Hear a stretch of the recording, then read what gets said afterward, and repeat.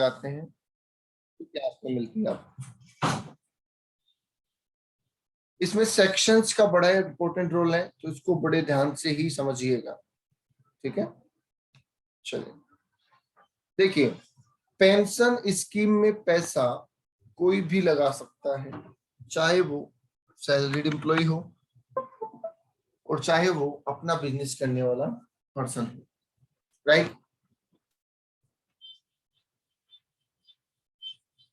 Okay, अब जब आप अपने अकाउंट में पैसा लगाते हैं, अपने एनपीएस, यहाँ पे अकाउंट का नाम क्या दिया गया है, एनपीएस, पेंशन अकाउंट का मतलब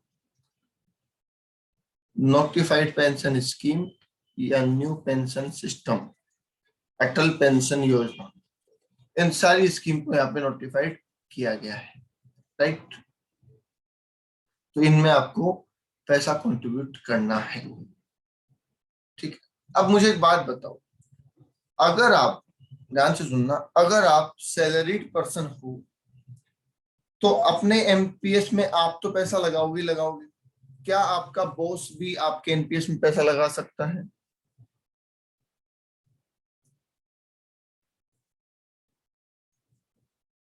यस। और अगर बॉस ने आपके एनपीएस में पैसा लगाया तो क्या वो आपके लिए परक्विजिट होगा?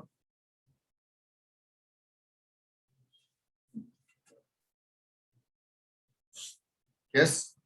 और परक्विजिट होगा तो वो आपकी सैलरी इनकम में जुड़ना भी चाहिए।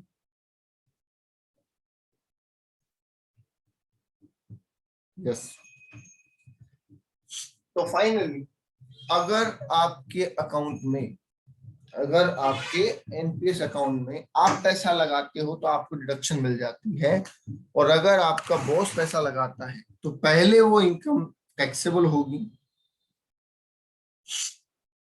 पहले वो इनकम क्या होगी, टैक्सेबल होगी, इनकम फ्रॉम सैलरी हेड के अंदर, और बाद में उस इनकम में से आपको डिडक्शन मिलेगी। Is that clear? अब कितनी डिडक्शन मिलेगी वो देखिए, यहाँ पे मैं एक चीज बता देता हूँ आपको।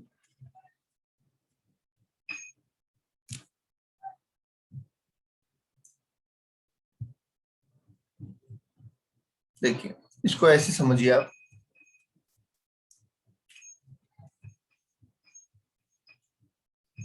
कि एक तो एम्प्लॉयड है और एक सेल्फ एम्प्लॉयड है, ठीक है। एम्प्लॉयड का मतलब नौकरीशुदा आदमी और सेल्फ एम्प्लॉयड का मतलब खुद का बिजनेस करने वाला आदमी।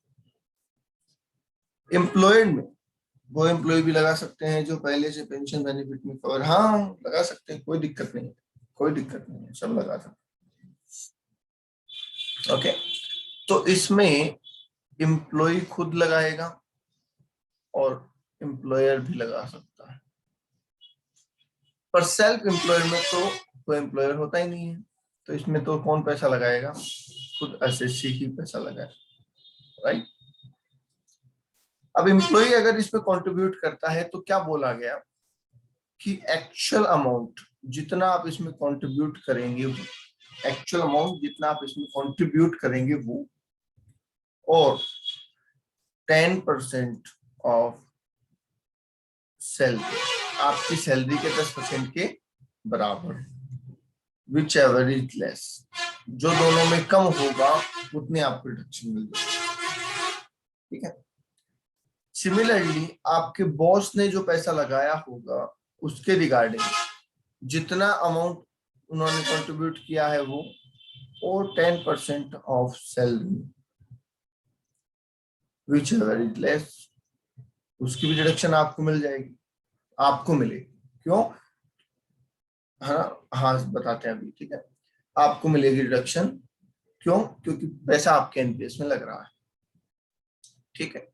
और ये जो कंट्रीब्यूशन होगा ये टैक्सेबल होगा एज पर क्रेडिट, ठीक है। अब सुनिए, जो बंदा सेल्फ एम्प्लॉयड है तो उसको किसका फायदा मिलेगा? जितना अमाउंट वो कंट्रीब्यूट करेगा वो।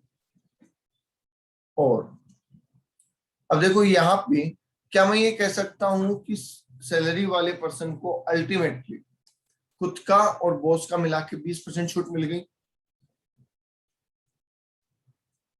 तो यहाँ पे भी बोला गया 20% ऑफ। अब सैलरी तो बोल नहीं सकते, तो क्या बोल दिया, जीटीआई। सैलरी नहीं बोल सकते ना, तो क्या बोल दिया कि जीटीआई का 20% ले लो आप। ठीक है, अब यहाँ पे अगर एम्प्लॉयर के कंट्रीब्यूशन की बात चल रही है और एम्प्लॉयर हो सेंट्रल गवर्नमेंट, कौन हो एम्प्लॉयर, सेंट्रल गवर्नमेंट, मतलब आप सेंट्रल गवर्नमेंट के एम्प्लॉय है, तो ये जो 10% की लिमिट है ना, ये बढ़ा के कितनी हो जाती है, 14% हो जाती है। ठीक है, मतलब 10% की जगह आप कितना लिखेंगे, 14% ऑफ सैलरी, अगर सेंट्रल गवर्नमेंट आपका एम्प्लॉयर है तो। समझ गए।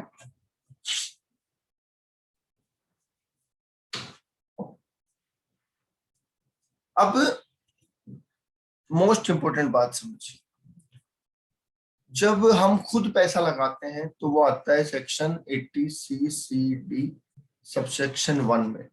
तो हमने यहाँ पैसा लगाया एज ए एम्प्लॉय, तो ये कहाँ जाएगा, 80C(c)(d)(1) में। क्या यहाँ पे भी हमने पैसा लगाया,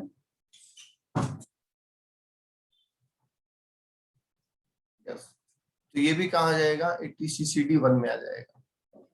ठीक है, और जो पैसा बॉस ने लगाया है वो 80C(c)(d)(2) में आएगा। किस में आएगा, 80C(c)(d)(2) में आएगा।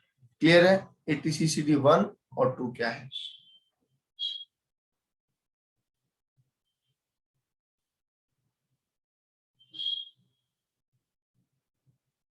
ओके, अब सुनिए आगे। अब एक साल ये प्रोविजन आ गया, अगले साल लोगों ने गवर्नमेंट को कहा या रिक्वेस्ट किया कि सर देखो हम ज्यादा पैसा कंट्रीब्यूट करते हैं, ठीक है, और हमारी सैलरी के 10% से ज्यादा वो अमाउंट होता है, पर हमें छूट कम मिल जाती है क्योंकि आपने लिमिट लगा रखी है 10% ऑफ सैलरी। तो गवर्नमेंट को भी बजट में कुछ ना कुछ देना होता है ना, तो उन्होंने बाद में क्या कहा कि चलो हम एक नया सेक्शन डालते हैं, 80C(c)(d)(1)(b), एक नया सेक्शन उन्होंने डाला। समझ रहे, एक चीज समझना आप, एक ह्यूमन मेंटेलिटी है, एक ह्यूमन मेंटेलिटी है। क्या है ह्यूमन मेंटेलिटी, वो सुनिए। मैं आपको पढ़ा रहा हूँ, मैं पढ़ाते टाइम अगर आपको 10 चीजें एक्स्ट्रा करवा दूंगा ना, कि मैंने एमसीक्यू भी करवा दी है ना, मैंने क्लास के साथ साथ एमसीक्यू करवा दिया, स्कैनर करवा दिया, तो आपको कुछ नहीं लगेगा, आपको लगेगा कि it's a part of course, sir ने मेरे लिए कुछ एक्स्ट्रा नहीं किया। एक ह्यूमन नेचर है, इसको पर्सनली ना ले, राइट।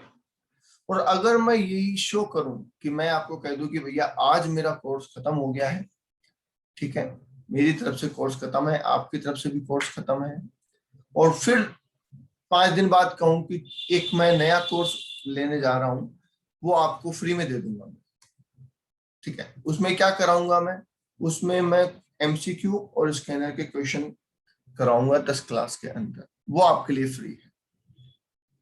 तो कहीं ना कहीं आपका माइंड चेंज होगा, आपको लगेगा मुझे कुछ एक्स्ट्रा मिला है, बोलो हाँ या ना, सोच के बोलना।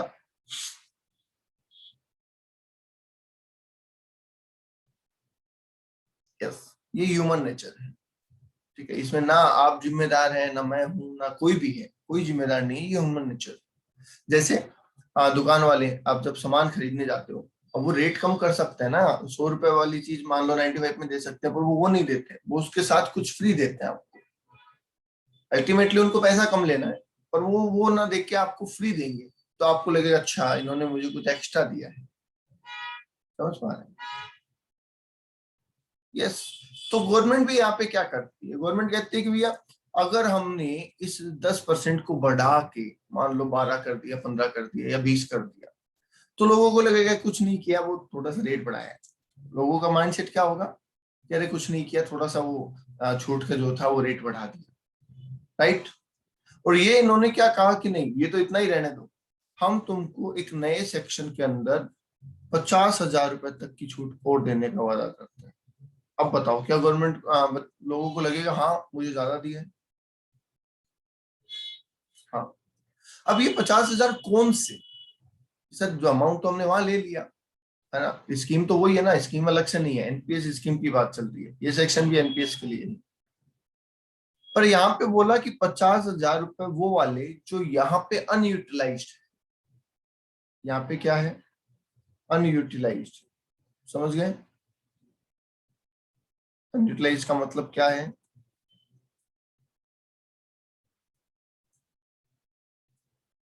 अनयूटिलाइज का मतलब समझिए, मान लीजिए मैंने यहाँ पे 45,000 रुपए इन्वेस्ट किए, कितने 45,000, और मेरी जो सैलरी है वो 3,60,000 है, तो क्या मैं 10% ऑफ सैलरी 36,000 लिखूंगा?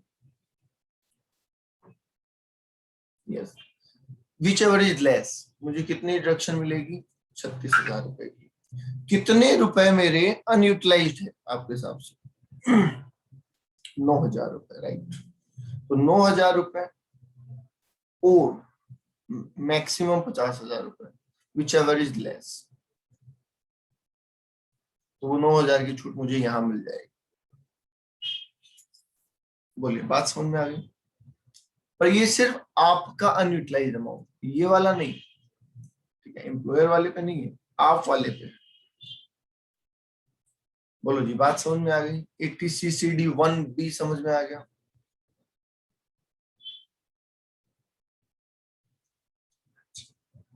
ATCCD1B समझ में आ गया। अब सवाल ये आता है कि सर ये सेक्शन अलग अलग क्यों करें, ATCCD1 2 1 2 ऐसा क्यों किया? तो उसका जवाब लेते हैं। यहां तक कोई डाउट नहीं है ना? नहीं है तो सुनिए, हमने अभी तक क्या क्या पढ़ा। हमने पढ़ा ATC, ATCCD1, ATCCD2, ATCCD1B, ऐसा कहूं तो चलेगा?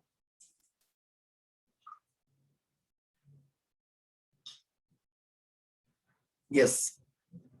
और यहाँ पे हर सेक्शन में हमने ये बोला कि मैक्सिमम 1.5 लाख, मैक्सिमम 1.5 लाख बोला था इन दोनों में।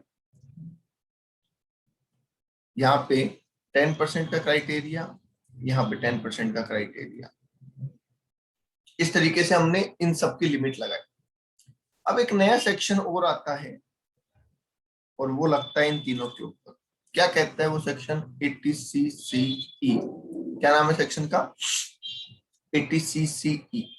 और वो कहता है कि 80C मिला के, CCC मिला के और CCD1 मिला के मैक्सिमम 1.5 लाख रुपए होना चाहिए। तीनों सेक्शन मिला के भी आपको डिडक्शन मैक्सिमम कितनी मिल सकती है? 1.5 लाख रुपए मिल सकती है। और इस 1.5 लाख की लिमिट में बॉस वाला कंट्रीब्यूशन नहीं है, इसलिए हमने इन दोनों को अलग किया है। अपने कंट्रीब्यूशन को अलग किया है, बॉस वाले को अलग किया है। बोलो आई बात समझ में? तो जो ओवरऑल लिमिट है वो 80C पे, CCC पे और 80CCD1 पे, इन तीनों पे मिला के 1.5 लाख की है। इसके अलावा ये हम ले सकते हैं जो भी आएगा इंडिविजुअल अमाउंट, और ये हम 50,000 तक ले ही सकते हैं। बताइए बात समझ में आती है?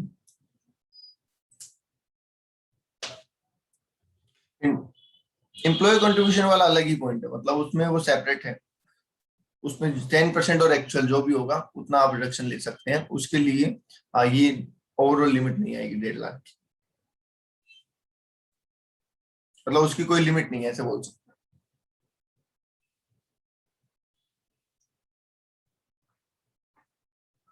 ओके सुनिए, मान लिए उसका क्या करना है, डिडक्शन दे दो, करना क्या है, ये सबका डिडक्शन तो दे रहे हैं हम, ये सारी डिडक्शन दे रहे हैं हम, समझ रहे हैं? सुनिए, हमने पीपीएफ में पैसा लगाया, हमने एलआईसी में पैसा लगाया, ध्यान से सुनना, ठीक है, हमने पेंशन फंड में पैसा लगाया और हमने एनपीएस में पैसा लगाया। इसमें एम्प्लॉय का भी है और इसमें एम्प्लॉयर का भी है। ठीक है, ध्यान से सुनिएगा। मान लीजिए पीपीएफ में मैंने 40,000 रुपये लगाए, एलआईसी में मैंने 20,000 रुपये लगाए, पेंशन फंड में मैंने 15,000 रुपये लगाए, ठीक है। एम्प्लॉयर कॉन्ट्रीब्यूशन मैंने 45,000 का किया और 10% ऑफ सैलरी 36,000 का था, जैसा अभी अपन ने पढ़ा। एम्प्लॉयर के कंट्रीब्यूशन भी सेम था 45,000 का, और सैलरी तो सेम होनी है 36,000 की। बोल ओके। अब अगर मैंने इतना कंट्रीब्यूशन किया है इन चीजों का, तो मुझे कौन कौन से सेक्शन में छूट मिलेगी वो देखते हैं। क्या मुझे ये एटीसी में मिलेगा? बोलो यस। क्या मुझे ये भी एटीसी में मिलेगा? यस। क्या ये 80CCC में मिलेगा?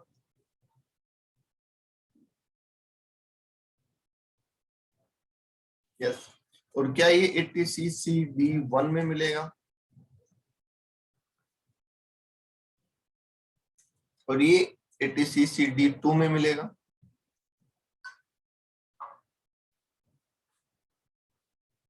यस। और क्योंकि यहाँ पे अमाउंट कम यूटिलाइज हो रहा है, तो एक सेक्शन ऑटोमेटिक लग जाएगा 9,000 रुपए पे। कौन सा? 80CCD1 पे। इसी का बोलो हाँ या ना। ओके, अब सुनिए आगे, समझ गए यहां तक बात? हाँ। अब यहाँ पे मेरे पास इंडिविजुअल लिमिट है कि ये 1.5 लाख से ज्यादा नहीं हो सकती, 80C में 1.5 लाख से ज्यादा नहीं हो सकती है। क्या ऐसी लिमिट? 80CC के अंदर 1.5 लाख से ज्यादा नहीं हो सकती है भी नहीं। हमने कहा 60,000 है, उन्होंने कहा ओके डन। 80CCC में भी 1.5 लाख से ज्यादा नहीं हो सकती, हमने कहा सर 15,000 ही तो है, बोला ठीक है डन। 80CCD1 में ऑलरेडी हम 36,000 कर चुके हैं और 36,000 यहाँ कर चुके हैं और 9,000 यहाँ कर सकते हैं, ठीक है। ये अलाउेबल डिडक्शन। अब ओवरऑल लिमिट चेक करने को बोला गया, तो ओवरऑल लिमिट के लिए मैं ये 60,000 ले लूं, ये 15,000 ले लूं और ये 36,000 ले लूं। बोलो ये 3 फिगर लेनी होगी क्या मुझे?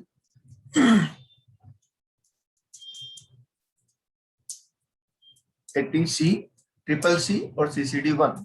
यस। तो जोड़ दो, कितना होता है? 1,11,000, 1,11,000,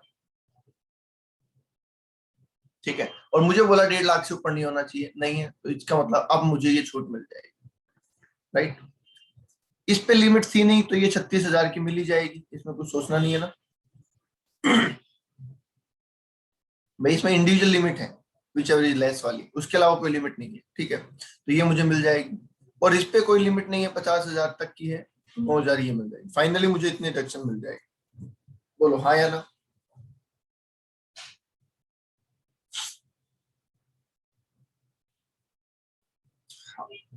अगर यही अमाउंट, ठीक है, अब सुनो, अगर यही अमाउंट 1,71,000 होता, 1,71,000 होता, टोटल आ रहा होता, तो ये टोटल कट के मुझे कितना मिल जाता? 1.5 लाख मिल जाता। समझ गए? बस क्लियर है?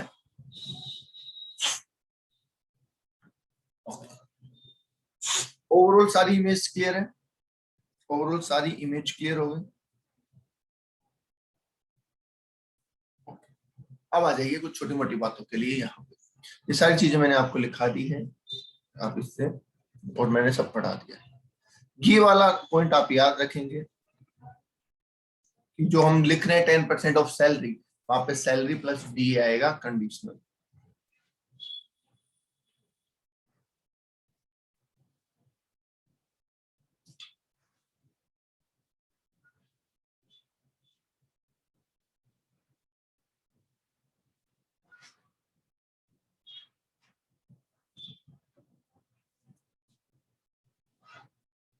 ओके।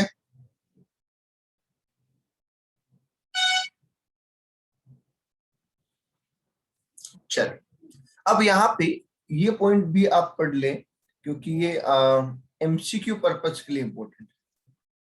ठीक है, क्या है सुनिए। अगर आप पैसा विड्रॉ करते हैं एनपीएस, अगर आप पैसा विड्रॉ करते हैं एनपीएस, ठीक, तो उस केस में 60% अमाउंट जो आपको मिलेगा, 60% of total amount payable at the time of closure और opting out shall be accept. मतलब अगर आपकी एनपीएस खत्म हो रही है, टाइम हो गया उसका, और फिर आपको जो पैसा मिलेगा उसमें से 60% एग्जम्प्ट है, 40% टैक्सेबल है, राइट।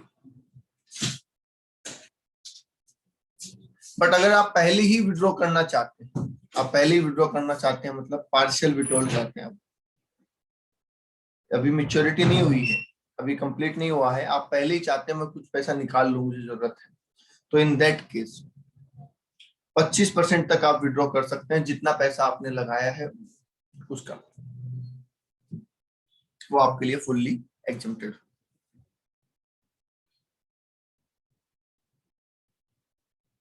ठीक है, बाकी इसकी हम बात आगे चर्चा करेंगे, जब इसका क्वेश्चन आएगा इसका तो चर्चा करेंगे।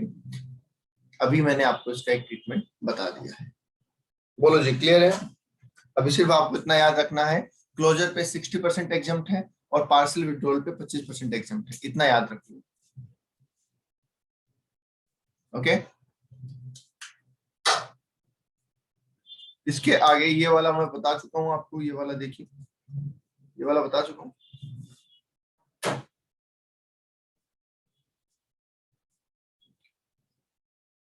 इस पूरे को समझ लीजिए, 2 मिनट का टाइम देता हूं, कोई डाउट है तो पूछ लीजिए।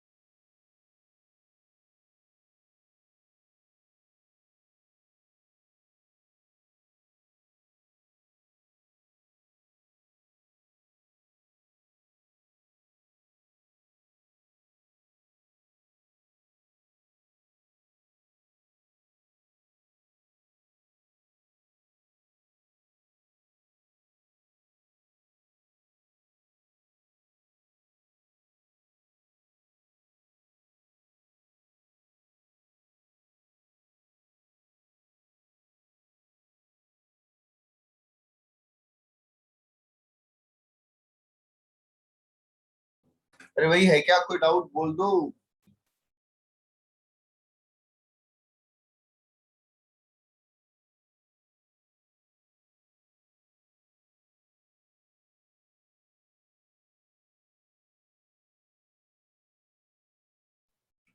किसी को कोई डाउट नहीं है? इतने होशियार हो गए, पहले तो नहीं थे, जादू किया है क्या?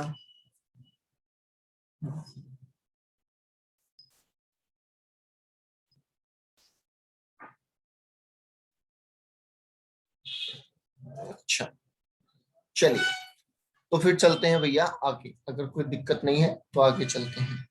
एक 80D वाली सीरीज और करवा देता हूँ, उसके बाद क्वेश्चन पे चलेंगे, क्योंकि जो बहुत सारे क्वेश्चन है ना वो 80D पे हैं, बहुत सारे क्वेश्चन 80D के ऊपर, जितने पूरी बुक में क्वेश्चन है आधे क्वेश्चन 80D वाले सेक्शन तक कवर हो जाएंगे, तो इसलिए पहले 80D और करवा देता हूँ, फिर अपन क्वेश्चन करने की तरफ चलेंगे, राइट। सुनो, मेडिक्लेम किस किसने करवा रखा है? किसी ने करवा रखा है क्या आप में से? मेडिक्लेम या मेडिकल इंश्योरेंस जिसको बोलते हैं, किसी ने करवा रखा है क्या?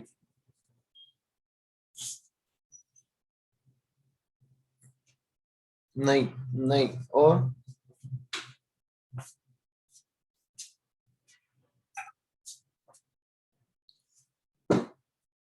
ओके, तो सबसे पहले तो मैं एक पर्सनल एडवाइस देता हूँ आपको, अगर जमे तो करना, मेडिकल इंश्योरेंस आप सभी करवाएं अपना, है ना। इसलिए नहीं कि मैं कोई एजेंट हूँ, मैं आपको बोलूंगा मेरे से करवाओ, ठीक है। पर मेडिकल इंश्योरेंस आपका होना चाहिए। वाई? देखिए, एक सिंपल सी बात मुझे बताइए, अगर एक इंसान एक साल में कितनी बार बीमार होता है, एक इंसान एक साल में कितनी बार बीमार होता है?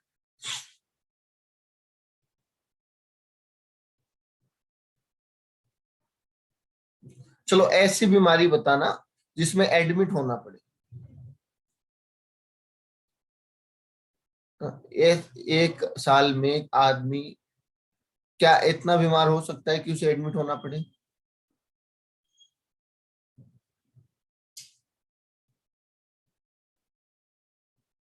हाँ भी और ना भी।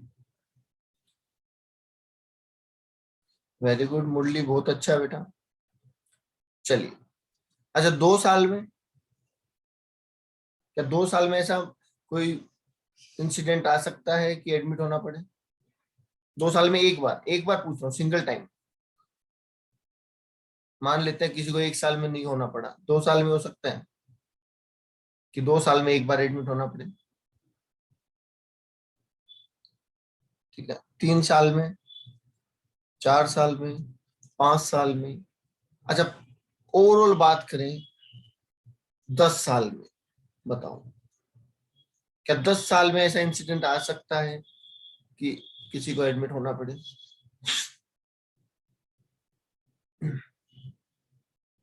यस। अब अगर एक बार अच्छे हॉस्पिटल में कोई एडमिट होता है एक बार, तो वो 2 दिन, 5 दिन, 10 दिन जो भी होता है, कितना खर्चा मानते हो आप कि उसका? भाई इतना खर्चा तो हो जाता है आज की डेट में।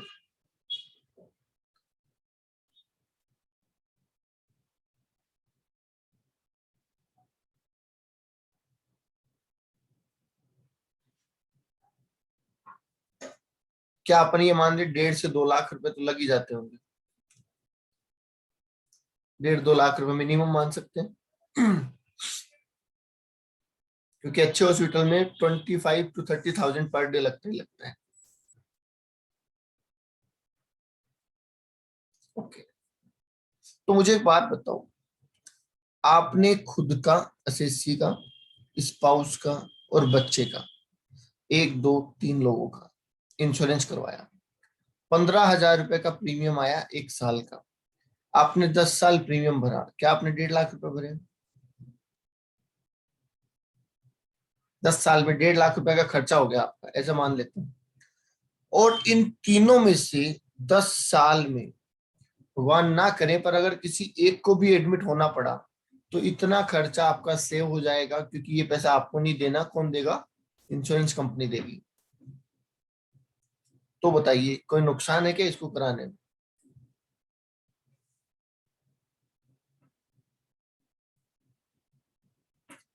अगर इससे ज्यादा खर्चा हो गया, या फिर एक बार से ज्यादा बीमार हो गए इनमें से कोई भी लोग, 3 लोगों की जिंदगी है ना, तो आपको कितना बेनिफिट हो जाएगा सोचिए।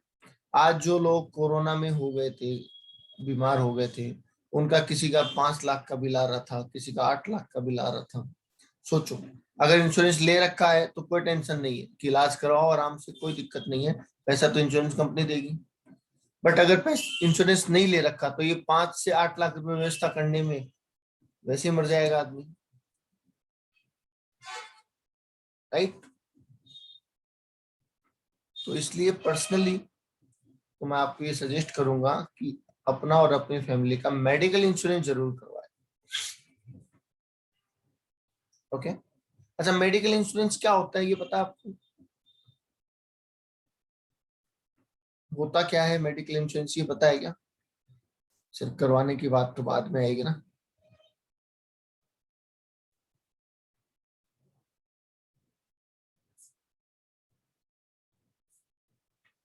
पता है?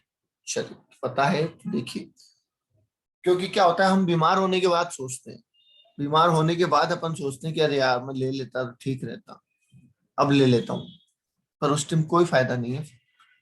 तो इसलिए देखिए, चलो भाई सुनो, हमें यहाँ पे क्या बोला गया इनकम टैक्स में? इनकम टैक्स में बोला कि भैया अगर आपने मेडिकल इंश्योरेंस करवाया है तो हम आपको 80D में छूट दे देंगे। ठीक है, छूट सिर्फ इंडिविजुअल और एचयूएफ को देंगे, बाकी किसी को नहीं देंगे। तो अगर आप इंडिविजुअल एचयूएफ है तो इस सेक्शन की बात करें, वरना इस सेक्शन की बात ना करें। ठीक है, इंश्योरेंस जो आप करवाएंगे वो आप अपने लिए और अपनी फैमिली के लिए करवा सकते हैं। फैमिली में कौन कौन लोग हैं उनकी बात यहाँ पे बहुत इंपॉर्टेंट होगी, तो ये आपको ध्यान रखना है। ठीक है, तो आप सुनिए, एसएससी अपने लिए, अपनी वाइफ के लिए और अपने बच्चों के लिए। बच्चों में सिर्फ वो बच्चे शामिल होंगे जो एसएससी के ऊपर डिपेंडेंट है, जो बच्चे डिपेंडेंट नहीं है वो शामिल नहीं होंगे। समझ गए? ओके, तो अगर खुद के लिए, स्पाउस के लिए और बच्चों के लिए एसएससी इंश्योरेंस करवाता है, मेडिक्लेम करवाता है, तो उसको डिडक्शन मिल जाती है। साथ ही साथ अगर वो अपने माता पिता के लिए इंश्योरेंस करवाता है, पेरेंट्स के लिए, तो भी उसे डिडक्शन मिल जाती है। अब माता पिता चाहे डिपेंडेंट हो और चाहे डिपेंडेंट ना हो। ठीक है, मतलब गवर्नमेंट ने कहा कि हम तुम्हारे लिए तो देंगे ही देंगे, तुम अपने माता पिता का और करवाओ इंश्योरेंस, हम तुम्हें उसके लिए भी डिडक्शन देंगे। क्या पता इसी बहाने करवा लो। बोलो आगे बात समझ में? तो सेपरेट डिडक्शन है, खुद के लिए भी आपको मिलेगी और आपके पेरेंट्स के लिए भी आपको मिलेगी, अगर आपने पेमेंट किया है तो। समझ गए? यहाँ पे एक सवाल आपके मन में आ सकता है कि सर मिस्टर एक्स है, ध्यान से सुनना, मिस्टर एक्स है और इसके फादर हैं मिस्टर वाई। ठीक है, अब मिस्टर वाई का मेडिकल इंश्योरेंस हुआ तो इसकी डिडक्शन किसे मिलेगी, मिस्टर एक्स को या मिस्टर वाई को खुद को? बताओ।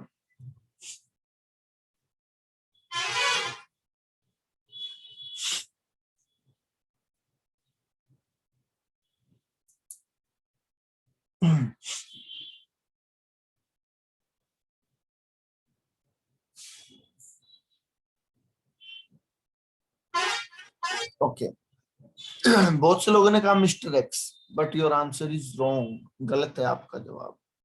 क्यों? अरे भाई ऐसे कैसे डिसाइड कर सकते हो कि मिस्टर एक्स ने, मिस्टर एक्स है, उनके फादर मिस्टर वाई है, मिस्टर वाई का मेडिकल इंश्योरेंस हुआ, डिडक्शन मिस्टर एक्स को मिलेगी, ऐसा कैसे डिसाइड हो सकता है? पहले ये देखो कि इंश्योरेंस करवाया किसने है, उसका पेमेंट कौन कर रहा है।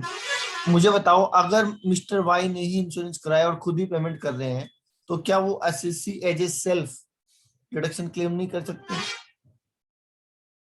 कर सकते हैं।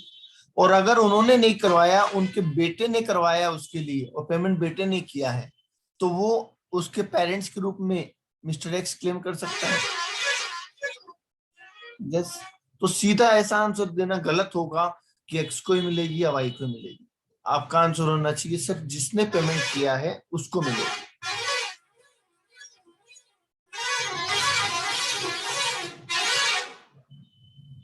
बोले क्लियर है?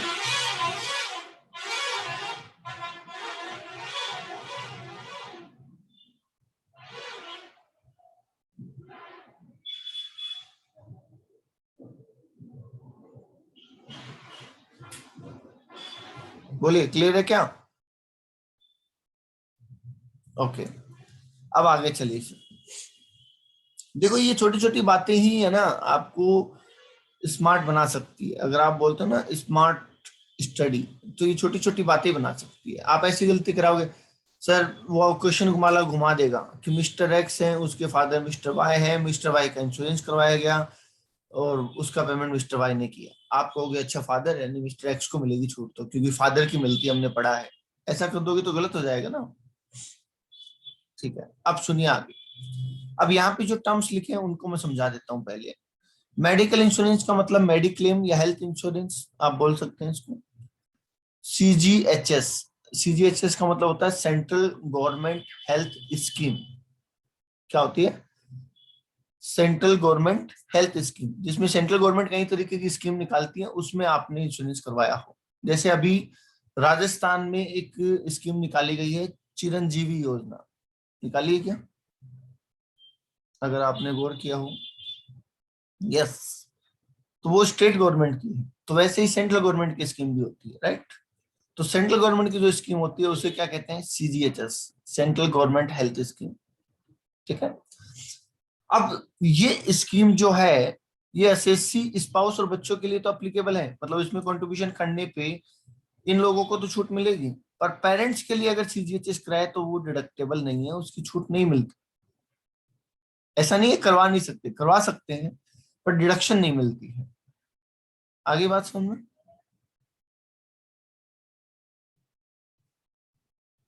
Okay, next one is preventive health checkup. ये प्रिवेंटिव हेल्थ चेकअप क्या है? क्या आपने कहीं ऐसा पढ़ा है कि 899 रुपए में फुल बॉडी चेकअप, ऐसा पढ़ा है क्या ऑनलाइन? हाँ सर। और कई जगह लिखा होता है 70+ टेस्ट करवाइए,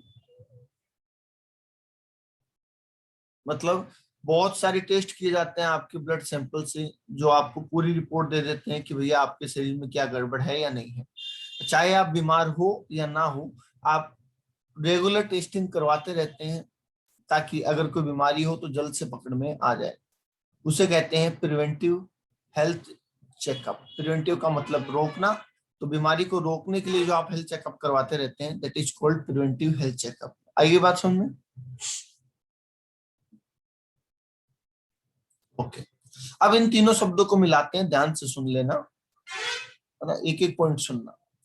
एसएससी, स्पाउस और बच्चों के लिए medical insurance plus CGHS plus preventive health checkup, तीनों को मिला के, ध्यान से सुनना, तीनों को मिला के जितना पैसा आपने कंट्रीब्यूट किया है वो और 25,000 रुपए, दोनों में जो भी कम होगा उसका डिडक्शन मिलेगा। क्लियर है? तीनों चीजें मिला के जितना आपने खर्चा किया है वो, और जितना 25,000 रुपए, दोनों में जो भी कम होगा उसकी डिडक्शन मिलेगी। बोलो क्लियर है क्या?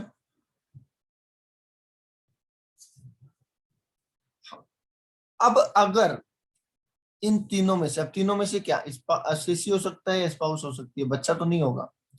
अगर इन दोनों में से कोई सीनियर सिटीजन हुआ, एक भी इंसान, जरूरी नहीं है दोनों का होना, अगर दोनों में से एक भी इंसान सीनियर सिटीजन हुआ तो ये लिमिट बढ़ के 25,000 की जगह कितनी हो जाएगी, 50,000।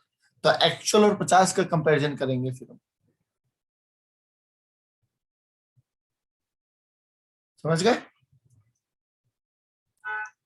ठीक है सर, आगे आ जाइए।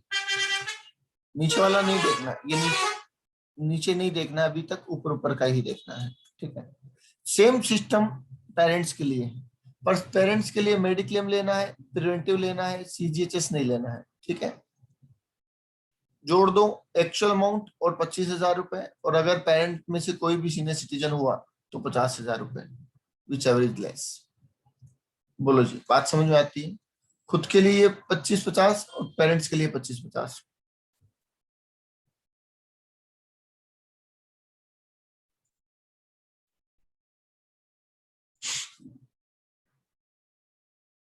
बोलो भाई, बात समझ में आती है क्या?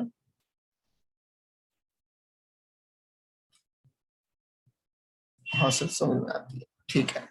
अब यहाँ पे एक छोटी सी लिमिट और लगाई गई है कि इनका मेडिक्लेम, इनका प्रिवेंटिव हेल्थ चेकअप और इनका प्रिवेंटिव हेल्थ चेकअप, ये दोनों मिला के भी 5,000 से ऊपर नहीं होने चाहिए। ठीक है, ये इन लिमिट में तो है ही, यहाँ पे भी ये दोनों मिला के 5,000 से ऊपर नहीं होने चाहिए। फॉर एग्जाम्पल, यहाँ पे मान लीजिए मेडिक्लेम है 4,000 रुपए और यहाँ पे मेडिक्लेम है 3,000 रुपए। तो अगर यहाँ पे इन्होंने 4,000 क्लेम कर लिया तो अब इनको कितना मिलेगा, सॉरी, इसका हेल्थ चेकअप का, अगर इन्होंने 4,000 क्लेम कर लिया एसएससी ने, तो पेरेंट्स के रिगार्डिंग इनको कितनी एग्जाम डिडक्शन मिल सकती है, ज्यादा से ज्यादा 1,000 रुपए, क्योंकि ओवरऑल लिमिट भी 5,000 की है और इंडिविजुअल लिमिट भी 5,000 की है। अब आप कहोगे सर ये क्या लफड़ा है? सुनो, ये लफड़ा कुछ ऐसा है कि अगर मान लो खुद का प्रिवेंटिव हेल्थ चेकअप है 6,000 रुपए, खुद का प्रिवेंटिव हेल्थ चेकअप कितना है, 6,000 रुपए, पेरेंट्स का है 3,000 रुपए। ठीक है, तो 6 की बजाय खुद को कितना मिलेगा, 5,000, और 5,000 ओवरऑल ले चुके हैं तो पेरेंट्स वाले का कुछ नहीं मिलेगा। बोलिए हाँ या ना। तो इसमें बहुत सारे कॉम्बिनेशन बनेंगे, आपको ओरली समझ नहीं आएगा, आपको ओरली समझ नहीं आएगा, इसके मैं प्रैक्टिकल क्वेश्चन कराऊंगा तो ही समझ आएगा। पर अभी आप इतना समझ लीजिए, इन सब के लिए भी मैक्सिमम 5,000, इन सब के लिए भी मैक्सिमम 5,000, और इन दोनों का मिला के भी मैक्सिमम 5,000 प्रिवेंटिव हेल्थ चेकअप, ऐसा बोल सकते हैं।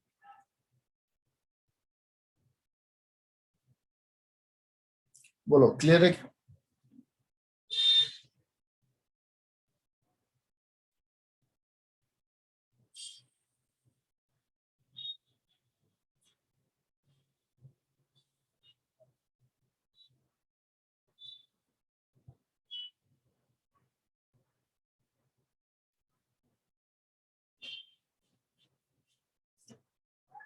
हाँ जी बोल दो भैया, क्लियर है क्या? ठीक है, ये तो बात होगी सर इंडिविजुअल की। अब एक बार बात कर लेते हैं एचयूएफ की। एचयूएफ के लिए तो फैमिली कौन होती है? कोई भी फैमिली मेंबर।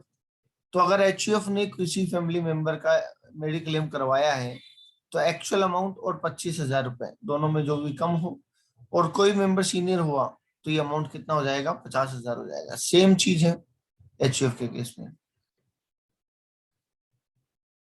ठीक है, ओके। एक पॉइंट आपको साथ में ये कंसिडर करना है कि सर जो मेडिक्लेम है, इसका पेमेंट हमेशा अदर देन कैश होना चाहिए। मेडिक्लेम का जो पेमेंट है वो अदर देन कैश होना चाहिए। मतलब मेडिक्लेम की छूट तभी मिलेगी जब उसका पेमेंट अकाउंट पे चेक से, या नेट बैंकिंग से, या ऑनलाइन पेमेंट हुआ हो। ठीक है, कैश पेमेंट अलाउड नहीं है। हालांकि प्रिवेंटिव चेकअप कैश में हो सकता है। ओके,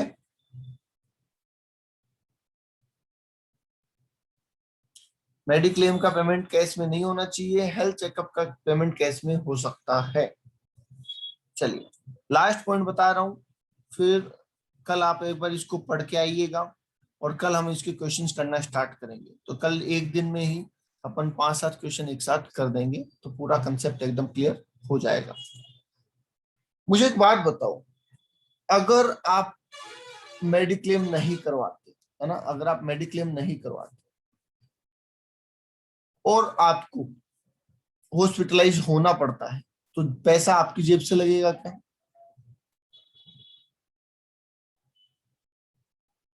अगर आप मेडिक्लेम नहीं करवाते और आपको हॉस्पिटलाइज होना पड़ता है, तो फिर तो पैसा जेब से लगेगा, फिर तो इंश्योरेंस कंपनी नहीं देगी। हाँ, अब आप गवर्नमेंट को कहते हो कि सर आप मेडिक्लेम कराने वालों को तो छूट देते हो, हमें तो छूट नहीं देते हो।